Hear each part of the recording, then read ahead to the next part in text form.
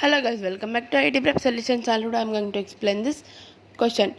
If the roots of equation x square minus px plus q equal to 0 differ by unity, then p square equal to. First, for this equation we want to find product of the roots and sum of the roots. That is, product of the roots is c by a and sum of the roots is minus b by a. Minus b by a is minus p is plus p, no? Then p by 1 is p. Alpha beta means c by a, product of the roots. Here c is q, a is 1, q by 1 is q. They ask the differ, no? Alpha minus beta whole square equal to alpha plus beta whole square minus 4 alpha beta. They given differ by unity. That means difference is 1. 1 square equal to p square minus 4q. 1 equal to p square minus 4q.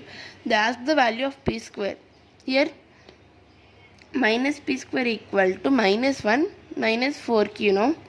Minus p whole square. We want to take here minus common.